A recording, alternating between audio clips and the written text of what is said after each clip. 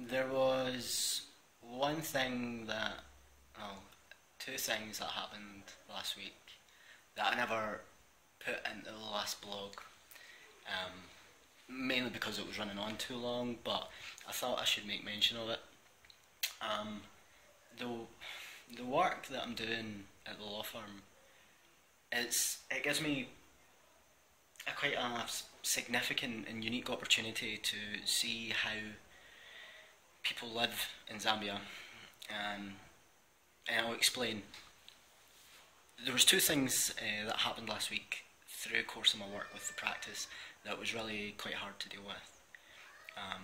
Gave me a lot to think about. The first thing was, in Scotland there exists the children's hearing system, which is essentially a judicial system that is catered for children.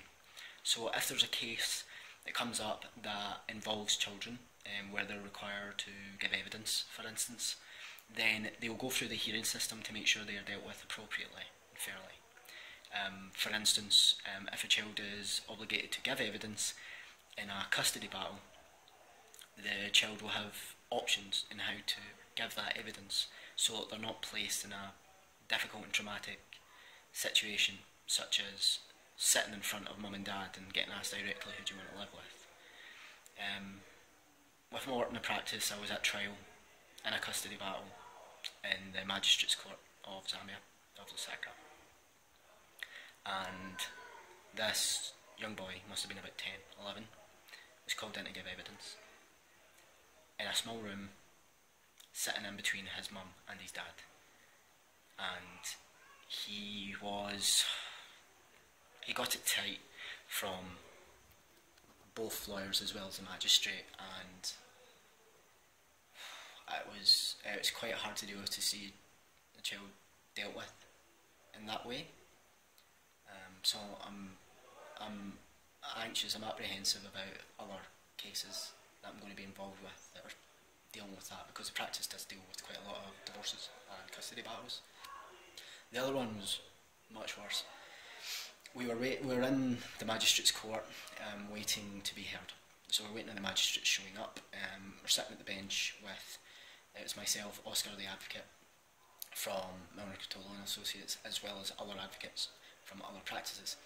And there was a number of cases to be heard, including ours. And this woman, carrying a child, approached one of the other advocates. Her face was heavily scarred, and she was with her brother.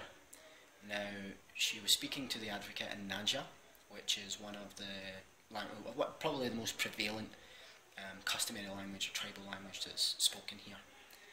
And after she was speaking to the advocate and the brother was speaking to the advocate, I asked Oscar what they were talking about, and he told me she was asking if she could drop charges against her husband for beating her with a bottle, and for him to be released, because he was essentially the breadwinner of the family, and because he had been incarcerated, they were starving.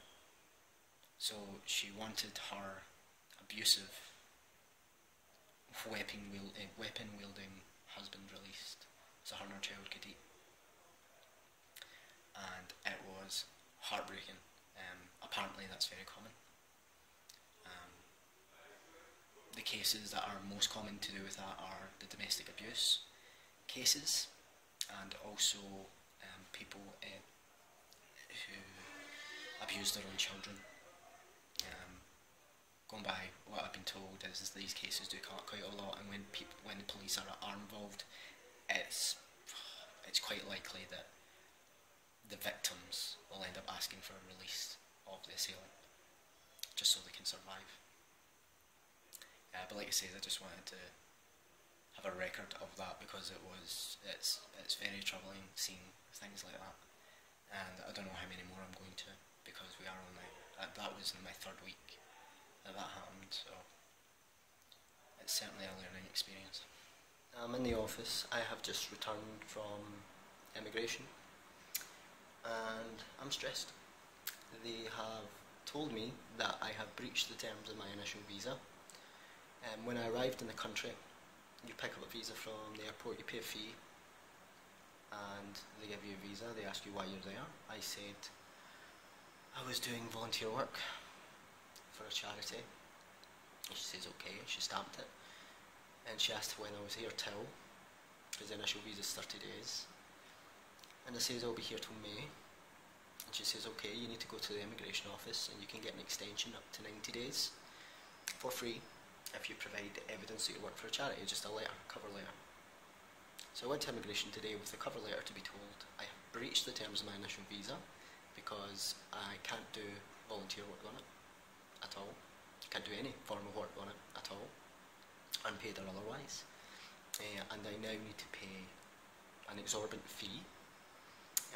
I need to apply for a temporary employment permit, which I need to pay a fee for, and I need to do all this within the next 2 hours. The fees I need to pay by cheque. Can't pay by cheque. I don't have a bank account here. I can't get a bank account here because I'm not Zambian. So hopefully the next update will be how I manage to fix all this. But at the moment I'm at a bit of a loss. The first step is to fill out a form. To get the form I need to print it out. The printer in the office isn't working. I need to get it from the internet. Doesn't matter because the internet isn't working. So yeah. Good day. It's come to the end of week 4. It's been a stressful week, a very stressful week. I've managed to, I think my immigration stuff's going to be okay. I've got some things that I need to sort out this weekend, but hopefully it will be handed in on Monday and I'll get my appropriate permit. There was a worry, there was a concern that I would need to return to the UK a lot earlier than I had planned, which was worrying me quite a lot because I've still got so much work left to do here, and I didn't want to waste an opportunity, but I think it's going to work out, so it should be okay. Last night I went to a funeral in the community. There's essentially it's almost like a 3-day wake, but it's prior to the burial, so the community essentially, they gather at the deceased's house and just maintain a constant presence like until the actual burial, which is this morning. His name was Lazarus and he'd been part of the African Ball programme for quite some time as well, so that's why I made the effort to go last night to pay my respects essentially. But last night it was Friday night last night, so everyone was out drinking. So Friday night, much like everywhere else, it's the big drink night because it's the end of the working week. However, I was a bust ball. I really just wanted my bed, so I was out for a little bit and then I came back. But hopefully I'll get this blog up soon. I know with all the immigration stuff that I had friends back home who were, making quite a lot of effort to make sure that was okay, if the worst happened, and I do appreciate that. And don't get me wrong, there is some things, some people that I do really miss. And it would have been good to see them a lot sooner, but I'll see them in May, and I'll make up for lost time. Yeah, I've got to see this. So I just made my way back from town, and when I came back to this. So this is the entrance to where I live. Look at this.